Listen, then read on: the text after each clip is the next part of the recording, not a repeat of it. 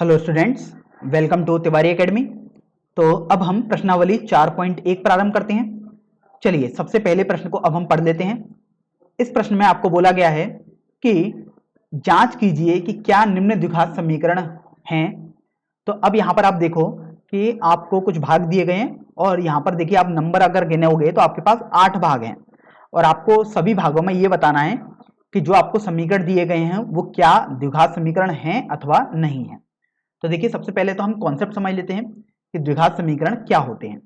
तो देखिए सबसे पहले तो आप ध्यान रखें कि द्विघात समीकरण की एक जनरल फॉर्म जो होती है, अर्थात जनरल रूप में द्विघात समीकरण आपके पास a x square plus b x plus c बराबर 0 इस तरीके के होते हैं।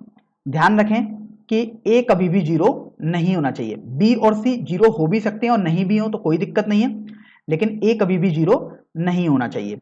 अगर कोई भी समीकरण आपको इस रूप में मिल जाएगा कि वो a x square plus b x plus c बराबर 0 रूप में हो लेकिन ए 0 ना हो, तो आप बोल सकते हैं कि वह समीकरण आपके पास द्विघात समीकरण हो जाएगा। अब यहां पे आप ये देख लो कि द्विघात समीकरण ही इसको क्यों बोला गया। द्विघात समीकरण इसलिए इसको बोला गया है क्योंकि यहां पर जो सबसे बड़ी x की घात होगी वो 2 जरूर आनी चाहिए। तो यहां से आपको द्विघात समीकरण का सिद्धांत समझ में आ गया।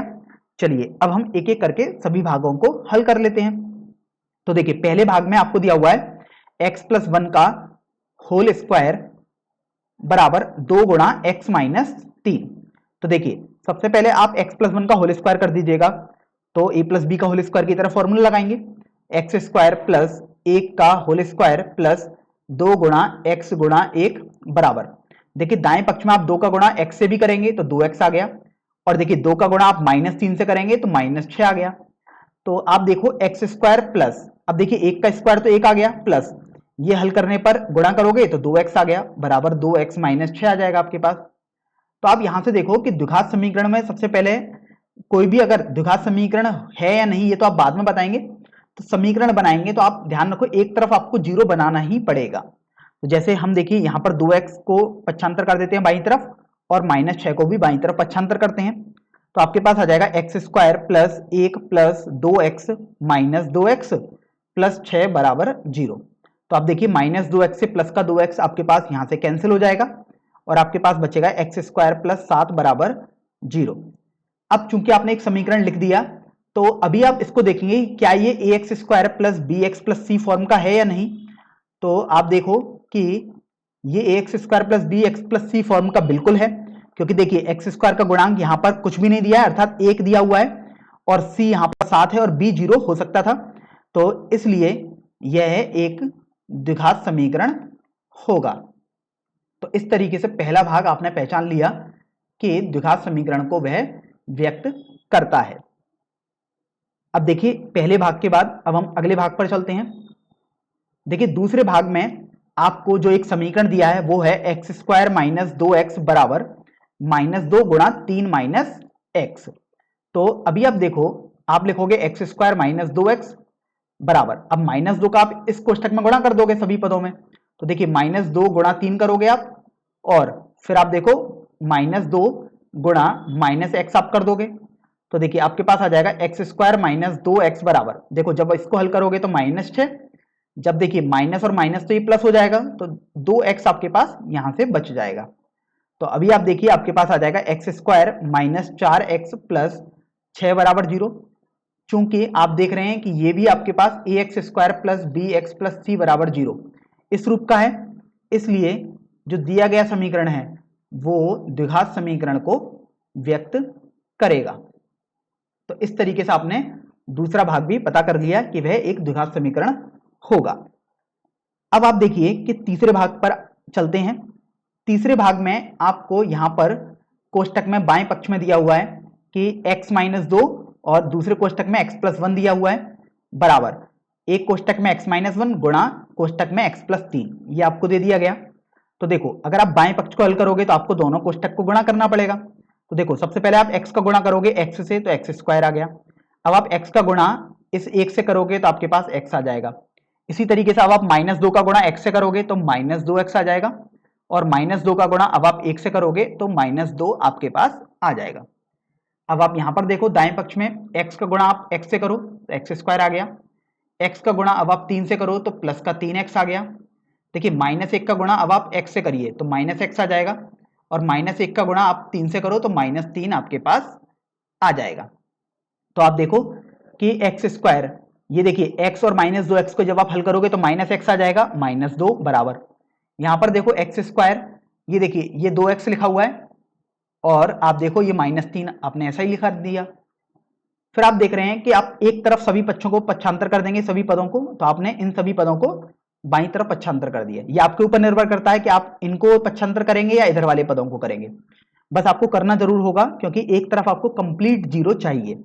तो देखिए x square minus x minus 2 minus x square minus 2x plus 3 बराबर 0 आपके पास हो चुका है। तो आप देखिए माइनस एक्स स्क्वायर से एक्स स्क्वायर कैंसिल हो जाएगा, फिर आप देख रहे हो कि ये -x है और ये -2x है, तो हल करने पर माइनस का 3x बच जाएगा।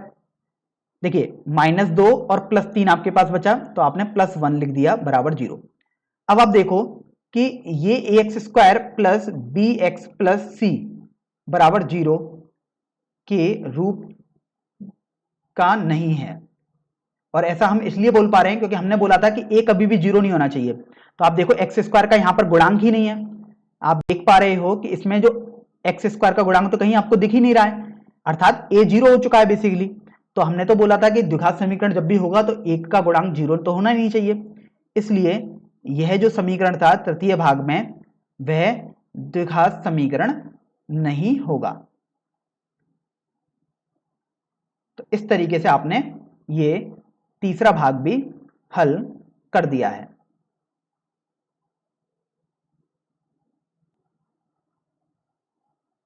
अब देखिए चौथे भाग पर हम चलते हैं। इस चतुर्थ भाग में आपको बाएं पक्ष में दिया गया है x माइनस 3 गुणा 2x प्लस 1 बराबर x गुणा x प्लस 5। तो आप देखिए बाएं पक्ष में आप x माइनस 3 का गुणा 2x प्लस 1 से करेंगे तो ये आपके पास आ जाएगा 2x square plus x minus 6x minus 3 बराबर। अब देखिए x का गुणा आप सबसे पहले x से करोगे तो x स्क्वायर, फिर आप इस x का गुणा इस 5 से करोगे तो ये प्लस का 5x आपके पास आ गया है। आप देखिए अब एक्स स्क्वायर और प्लस 5x को बाईं तरफ पक्षांतर कर दीजिएगा, तो यहां से 2x स्क्वायर, अब देखो इसको हल करने के बाद -5x आ गया -3। अब देखिए आपने बाएं पक्ष को तो लिख दिया, अब इनको पक्षांतर भी आपने किया है तो ये माइनस का एक्स स्क्वायर, ये पक्षांतर करने पर माइनस का 5x बराबर 0 हो जाएगा। तो अभी आप ये देखो आपके पास हल करने पर 2x स्क्वायर में से आप एक्स स्क्वायर घटा रहे हैं यहां पर, तो ये एक्स स्क्वायर आ गया। अब देखिए माइनस का 5x और माइनस का 5x यहां पर भी है, तो ये आपके पास माइनस का 10x हो जाएगा। और देखिए अब आप अचर पद लिखोगे तो ये आपके पास -3 आ चुका है। तो इस तरीके से आपके पास ये समीकरण आया। तो अब आपने देखा कि चूंकि ये समीकरण तो ax square plus b x plus c बराबर 0 से मेल खा रहा है, क्योंकि आप देखिए सबसे बड़ी घात इसमें 2 आ रही है और इसमें 2 होनी चाहिए, इसलिए यह जो चतुर्थ भाग में द्विघात समीकरण दिया हुआ है वह एक द्विघात समीकरण होगा। चलिए अब हम अगले भाग पर बढ़ देते हैं, भाग संख्या 5 पर। तो देखिए इसमें आपको दिया हुआ है बाएं पक्ष में 2x माइनस 1 गुणा x माइनस 3 बराबर x प्लस 5 गुणा x माइनस 1। तो आप देखो बाएं पक्ष में आप जब हल करोगे तो 2x का गुणा आप x माइनस 3 से करो पहले, तो ये आ जाएगा 2x स्क्वायर माइनस 6x। अब देखिए -1 का गुणा आप x माइनस 3 से करोगे तो ये आ जाएगा -x प्लस 3 बराबर। इसी तरीके से देखिए x का गुणा आप x माइनस 1 से करो तो x स्क्वायर माइनस x आ जाएगा। अब आप 5 का गुणा x माइनस 1 से करोगे तो ये आ जाएगा प्लस का 5x माइनस 5। फिर आप देखिए कि आप x स्क्वायर को बाईं तरफ पक्षांतर कर दीजिएगा, -x को भी बाईं तरफ पक्षांतर कर दीजिएगा, 5x को भी और -5 को भी, ताकि एक तरफ आपको सीधा का सीधा 0 दिखाई दे जाए। तो देखिए दाईं तरफ तो कुछ नहीं बचेगा अर्थात 0 बचा। अब बाईं तरफ हम देख लेते हैं कि क्या क्या आपके पास बचेगा। तो देखिए 2x स्क्वायर जब आप इनको हल करोगे तो ये -7x हो गया प्लस 3। अब पक्षांतर आप कर रहे हैं तो देखिए -x स्क्वायर आ गया, देखिए -x को पक्षांतर किया तो प्लस x आ गया, प्लस 5x को किया तो -5x आ गया, और देखिए -5 को पक्षांतर करेंगे तो प्लस का 5 आपके पास आ जाएगा। फिर आप देखिए कि 2x² है और यहां पर -x² है, तो ये x² बन गया। अब आप x वाले पद देखो तो माइनस का 7x माइनस का 5x माइनस का 12x हो जाएगा, और प्लस का x यहां पर है अर्थात माइनस का 11x आपके पास आ गया है। और आप देखिए ये प्लस का 3 और प्लस का 5 ये मिलकर प्लस का 8 बराबर 0 हो जाएगा। तो अभी आप देखिए कि ये जो समीकरण है वो तो ax² plus bx plus c बराबर 0 इस रूप का दिखाई दे रहा है, क्योंकि देखिए a आपके पास 0 नहीं होना चाहिए, तो देखिए a यहां पर कुछ भी नहीं है अर्थात 1 दिया हुआ है, अर्थात सबसे बड़ा पद तो यहां पर x² का आ रहा है और हम जानते हैं x² का पद तो आना ही चाहिए। तो यहां से आप बोल सकते हैं कि यह जो समीकरण आपको 5वें भाग में दिया गया है वह एक द्विघात समीकरण हो जाएगा। चलिए अब हम छठे भाग पर चल लेते हैं। तो देखिए भाग संख्या 6 में आपको बोला गया है कि x² प्लस 3x प्लस 1 बराबर x माइनस 2 का होल स्क्वायर। तो आप देखो बाएं पक्ष में तो आप ऐसे लिख दीजिएगा x² प्लस 3x प्लस 1। अब आप x माइनस 2 का होल स्क्वायर इसका फॉर्मूला लगाएंगे तो ये आ जाएगा x का स्क्वायर प्लस 2 का स्क्वायर माइनस 2 गुणा x गुणा 2। तो देखिए जब आप इसको सरल करोगे तो x² प्लस 3x प्लस 1 बराबर ये देखिए x² आ गया, 2 का स्क्वायर ये 4 आ जाएगा, माइनस ये देखो 4x आ जाएगा। अब आप पक्षांतर कर देंगे x² को भी 4 को भी और माइनस 4x को भी बाईं तरफ, तो ये आ जाएगा x² प्लस 3x प्लस 1, ये तो बाईं तरफ लिखा था। अब ये पक्षांतर करने पर माइनस x² आ जाएगा, ये आपके पास माइनस 4 आ जाएगा और ये देखिए प्लस का 4x हो जाएगा और दाएं पक्ष में कुछ भी नहीं बचेगा अर्थात आप बराबर 0 करके लिख देंगे। देखिए फिर x² में से आप x² घटा देंगे क्योंकि देखिए माइनस चिन्ह का था। अब देखिए 3x और यहां पर प्लस का 4x है तो ये मिलकर 7x हो जाएगा। अब देखिए प्लस का 1 और माइनस 4 है अर्थात ये -3 हो जाएगा और दाएं पक्ष में तो बराबर 0 चल ही रहा है। तो अभी आप ये देखो कि आपको यहां पर x² का कोई भी पद दिखाई नहीं दे रहा है इस समीकरण में। तो आपने देखा कि चूंकि ये जो आपके पास समीकरण आया है वो ax² plus bx plus c बराबर 0 रूप का नहीं है, क्योंकि देखिए अगर कोई समीकरण इस रूप का नहीं है इसका मतलब ये हुआ a इसका 0 हो चुका है क्योंकि x² का पद ही नहीं है यहाँ पर, और आप जानते हैं x² का पद ही होना जरूर चाहिए। तो इसलिए यह जो भाग होगा वह द्विघात समीकरण नहीं होगा। तो इस तरीके से आपने छठा भाग भी इसका हल कर लिया है।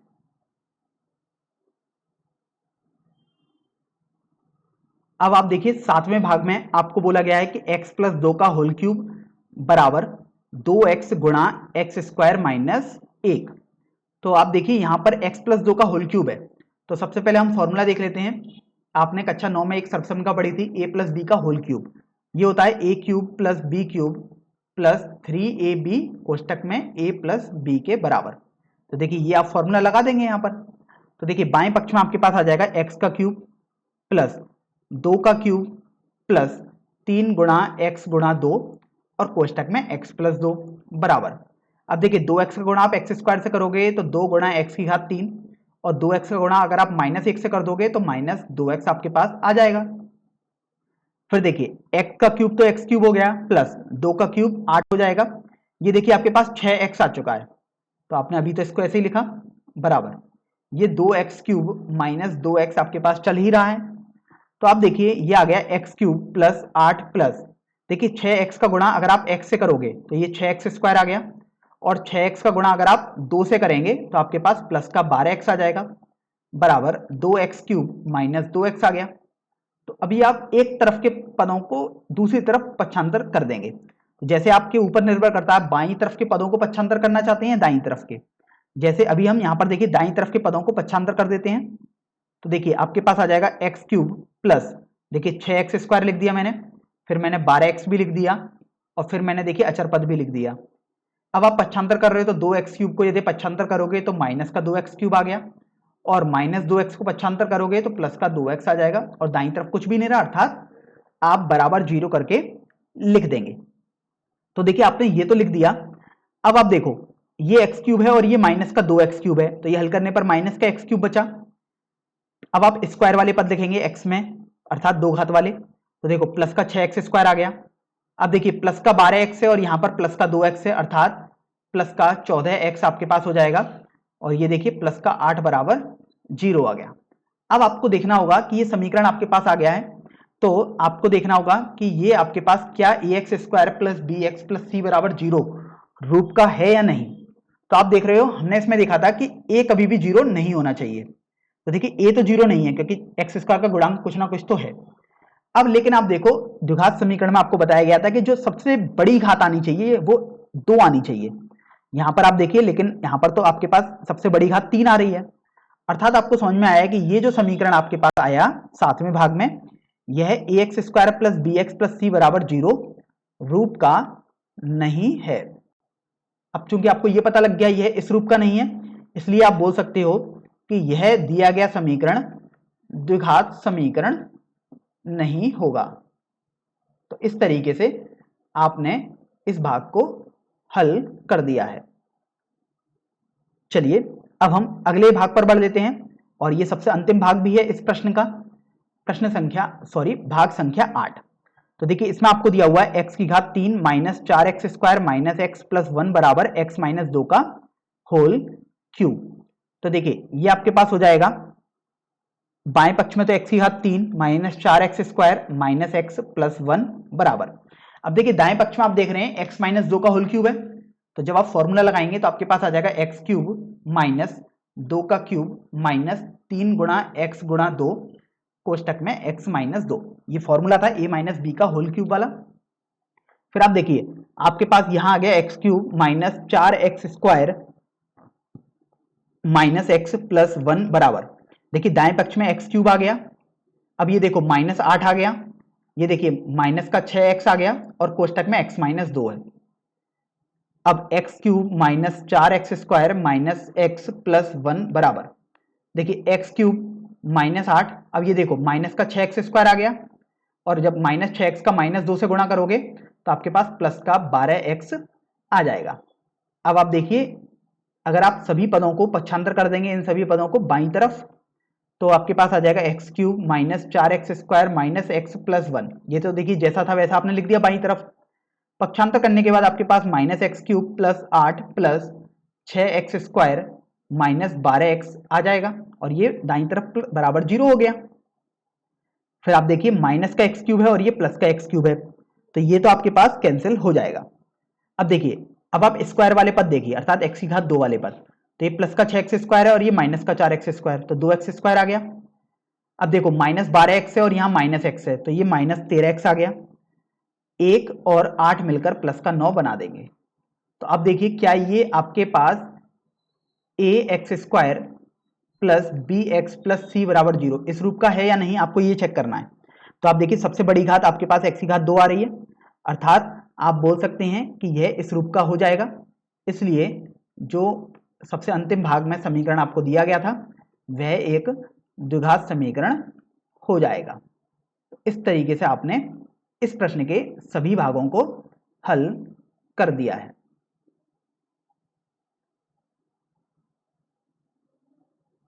तो देखिए अब हम प्रश्न संख्या 2 की तरफ बढ़ते हैं। इस प्रश्न में आपको बोला गया है कि निम्न स्थितियों को द्विघात समीकरणों के रूप में निरूपित कीजिए। तो अभी आप ये देखो कि आपको निरूपित ही करना है यहां पर। अब यहां पर हम पहले भाग को पढ़ लेते हैं। पहले भाग में आपको दिया हुआ है कि एक आयताकार भूखंड का क्षेत्रफल 528 मीटर स्क्वायर है। आपको आगे बोला गया है कि क्षेत्र की लंबाई मीटर में चौड़ाई के 2 गुने से 1 अधिक है। तो आपको भूखंड की लंबाई और चौड़ाई ज्ञात करनी है। तो अभी आप देखिए कि सबसे पहले आप लंबाई या चौड़ाई किसी एक बात को मान लीजिएगा। तो आप देखो आपके पास बोला गया है कि लंबाई चौड़ाई के 2 गुने से 1 अधिक है, तो अगर आप चौड़ाई मान लेंगे कुछ भी तो लंबाई निकालना काफी आसान हो जाएगा, क्योंकि लंबाई जो दिया गया है वो चौड़ाई के संबंध में कुछ दिया गया है। तो आप सबसे पहले मान लीजिएगा कि माना भूखंड की चौड़ाई x है। अब बात आती है कि क्या मात्रक होगा इस x का। तो देखिए आपको प्रश्न में बोला भी गया है कि मीटर की बात हो रही है, तो आप इसको मीटर ही मान लीजिएगा सुविधा के लिए। तो आपने x मीटर मान ली, इसलिए अब आप देखिए भूखंड की लंबाई जो आपके पास हो जाएगी, वो तो प्रश्न में बोला गया था कि चौड़ाई के 2 गुने से 1 अधिक है। तो देखिए चौड़ाई का 2 गुना 2x हो जाएगा और उससे एक अधिक अर्थात 2x + 1 आपके पास हो जाएगा और ये आपके पास मीटर में आ जाएगी। तो आपने देखिए आपने चौड़ाई अपनी तरफ से मानी और आपके पास लंबाई आ चुकी है, जो क्योंकि आपको प्रश्न में एक शर्त दे रखी थी। अब आप जानते हैं कि आपको क्षेत्रफल 528 मीटर स्क्वायर दिया हुआ है, लेकिन आप तो जानते हैं कि क्षेत्रफल आप आयताकार भाग का निकाल सकते हैं लंबाई गुणा चौड़ाई करके। तो अभी आप इस फॉर्मूले का यूज करिए। तो देखिए लंबाई तो आपके पास है 2x + 1, चौड़ाई आप देखिए आपने x मान ली है। तो अब ये आपके पास जो क्षेत्रफल, ये तो आपने अपनी तरफ से निकाला फॉर्मूले से, लेकिन आप देखिए प्रश्न में तो आपको क्षेत्रफल 528 मीटर स्क्वायर बोला है, तो आप इसको 528 के बराबर बोल देंगे। तो देखिए आपके पास ये आ जाएगा 2x² + x बराबर 528। तो यहां से 2x² + x माइनस 528 बराबर 0 आ जाएगा। तो आप देखो कि ये आपके पास एक द्विघात समीकरण दिखाई दे रही है, तो आपको द्विघात समीकरण में ही व्यक्त करना था। आपको प्रश्न में बोला भी गया था कि द्विघात समीकरण के रूप में आपको केवल व्यक्त करना है, तो आपने इस तरीके से व्यक्त भी कर दिया। अब अगर आपको बोला जाता कि आप हल करिए, तो आप इसको हल करते। हल करने का मतलब था कि आप द्विघात समीकरण को हल करके x का मान निकालेंगे, और x को मान निकालने का मतलब ये हुआ कि जैसे ही आपके पास x आया मतलब आपके पास चौड़ाई आ जाएगी, और अगर चौड़ाई आ ही जाएगी तो आप लंबाई भी आसानी से निकाल सकते हैं क्योंकि वो 2x + 1 है। तो इस तरीके से अभी तो केवल आपको इसमें द्विघात समीकरण के रूप में निरूपित करना था, तो आपने निरूपित कर दिया है। चलिए अब दूसरे भाग पर बढ़ लेते हैं। इस दूसरे भाग में आपको बोला गया है कि दो क्रमागत धनात्मक पूर्णांकों का गुणनफल 306 है और आपको पूर्णांकों को ज्ञात करना है। तो देखिए सबसे पहले तो आप एक पूर्णांक मान लीजिएगा। तो माना आपने पहला पूर्णांक मान लिया, तो पहला पूर्णांक आपने x मान लिया। अब ध्यान रखें x हमेशा 1 या 1 से बड़ा ही होना चाहिए, क्योंकि देखो आपको बोला गया है कि धनात्मक पूर्णांकों की बात कर रहे हैं, मतलब दोनों धनात्मक होने चाहिए, और पूर्णांक भी बोला गया है तो सबसे छोटा धनात्मक पूर्णांक 1 होता है। तो इसलिए आपको यह समझ में आ गया जो आपने x माना है वो x 1 या 1 से बड़ा होना ही चाहिए।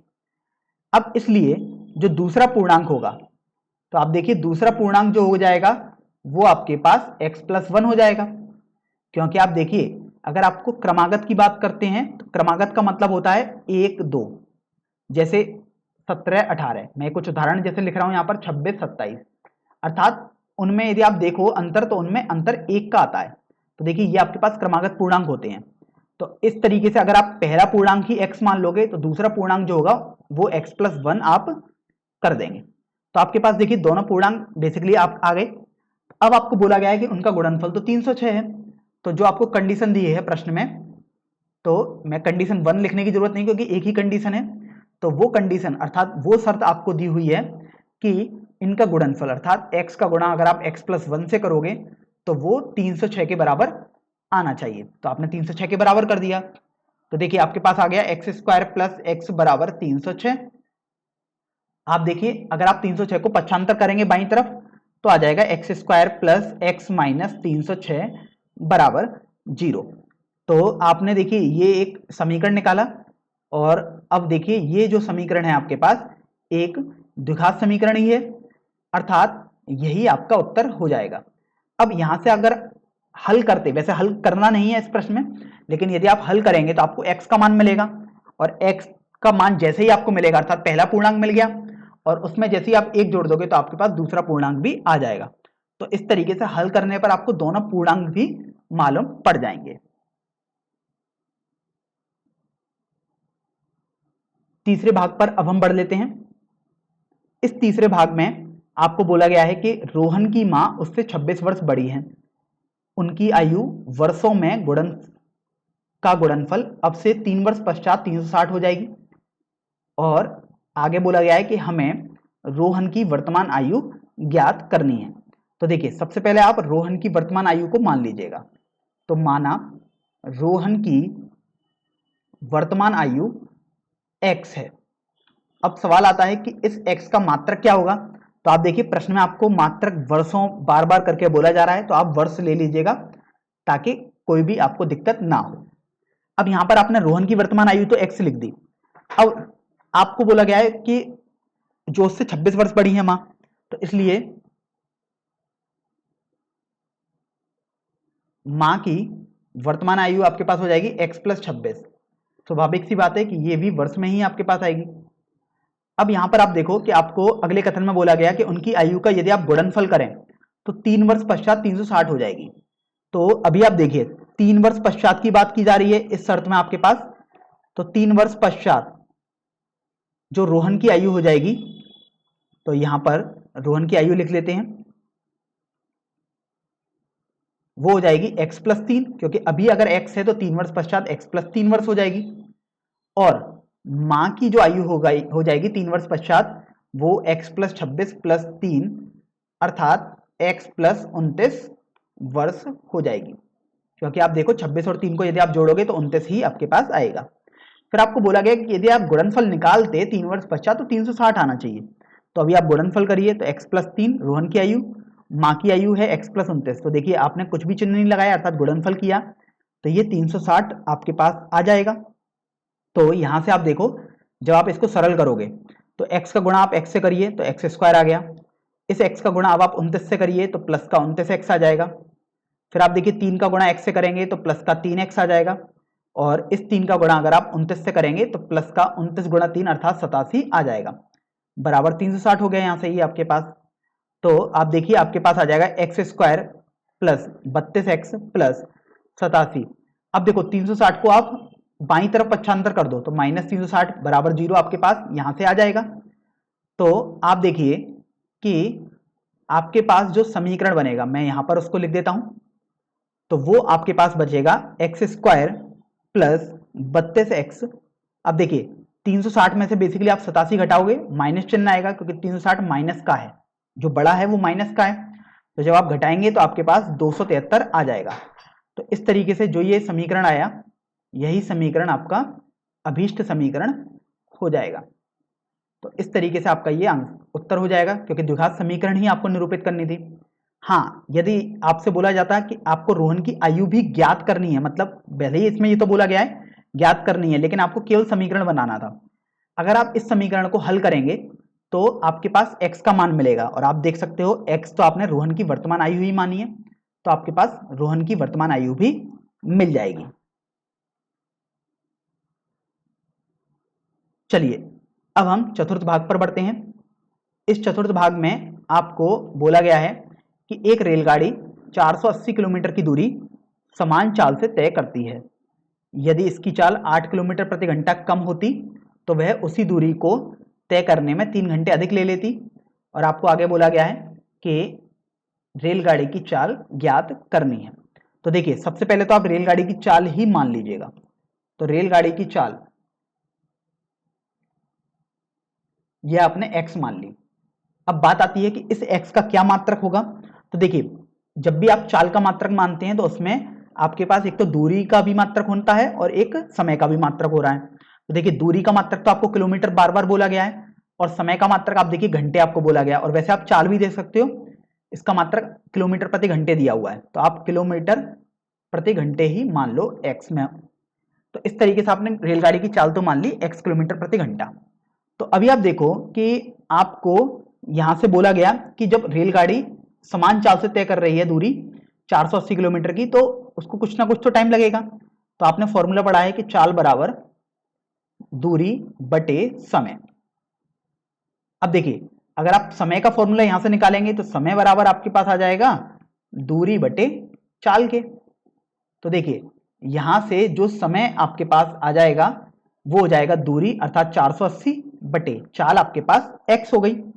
अब समय का मात्रक अगर आपको लिखना ही है तो वो घंटे आ गया बेसिकली, इसको आप समीकरण संख्या 1 मान लीजिएगा।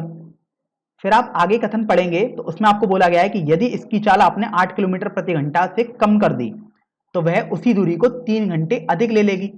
तो अभी देखिए जो नई चाल है, मैं यहां लिख देता हूं नई चाल तो आपने 8 घंटे कम कर दी है बेसिकली। तो देखिए आपने x चाल वर्तमान में थी, मतलब पुरानी थी, आपने 8 किलोमीटर प्रति घंटा से कम कर दी, तो आपके पास नई चाल x माइनस 8 किलोमीटर प्रति घंटा हो चुकी है। तो देखिए किलोमीटर प्रति आवर मतलब घंटा लिखा हुआ है। तो आप देखो आपके पास बोला गया है कि जो नया समय होगा तो समय आपके पास हो जाएगा 480 बटे x माइनस 8। लेकिन आप देखो ये जो समय है वो जो पहले जो समय लग रहा था यहां से, मैं यहां लिख देता हूं नया समय, तो ये इससे 3 घंटे अधिक लेगा। अर्थात ये देखो आपके पास हो जाएगा 480 बटे x प्लस 3, क्योंकि पुराने समय से 3 घंटे अधिक लिया, बराबर 480 बटे x माइनस 8। तो इसको आप द्वितीय समीकरण मान लीजिएगा। बस अब आपको इस द्वितीय समीकरण को बेसिकली हल कर देना है। तो अभी हल करने से पहले तो आपको इसको एक समीकरण बनाना पड़ेगा जो साफ साफ आपको दिखाई देना चाहिए कि किस तरीके का समीकरण है। तो देखिए आप लिखोगे 480 बटे x माइनस 8 माइनस 480 बटे x बराबर 3। अर्थात आपने देखिए इसको पक्षांतर कर दिया दाईं तरफ। तो आपके पास जब आप लासापा लोगे तो वो आ जाएगा x गुणा x माइनस 8। फिर आप देखिए आपके पास यहां पर बचेगा 480 कॉमन भी आपने ले लिया, तो ये बचा x माइनस 8 बराबर 3 के। फिर आप देखिए कि आपके पास देखो 3 से 480 को कैंसिल करेंगे तो 160 बार कैंसिल हो जाएगा। अब यहां से आप देखो x माइनस एक्स प्लस 8 बटे x गुणा x माइनस 8, और देखो ये 160 लिखा हुआ है बराबर 1 आ गया। माइनस एक्स से आपने प्लस एक्स कैंसिल कर दिया यहां पर। तो आप देखो अब आपको 160 का 8 में गुणा करना होगा, तो ये आपके पास 1280 आ गया बराबर। अब आप इस x और x माइनस 8 का जो गुणा है उसको पक्षांतर कर देंगे। तो अभी देखिए भाग में है तो यहां पर जब भेजोगे तो गुणा में आ जाएगा, तो आपने यहां पर लिख दिया गुणा 1, क्योंकि यहां पर 1 चल रहा था। तो देखिए 1280 बराबर ये आ जाएगा एक्स स्क्वायर माइनस 8x। अब आप 1280 को एक तरफ पक्षांतर कर दें, मतलब दूसरी तरफ, तो ये आ जाएगा x square minus 8x minus 1280 बराबर 0। तो आप देखिए ये जो आपके पास समीकरण है x square minus 8x minus 1280 बराबर 0, आप देख रहे हैं ये आपके पास एक द्विघात समीकरण है। और ये द्विघात समीकरण को यदि आप हल करते तो आपको x का मान मिलता, और आप देखिए आपने x जो माना है वो रेलगाड़ी की चाल ही मानी है। तो आपको यही बोला गया था कि आपको द्विघात समीकरण लिखना है जिससे आपको रेलगाड़ी की चाल ज्ञात हो जाए। तो इस तरीके से आपने जो ये समीकरण निकाला है यही आपका अभीष्ट द्विघात समीकरण हो जाएगा।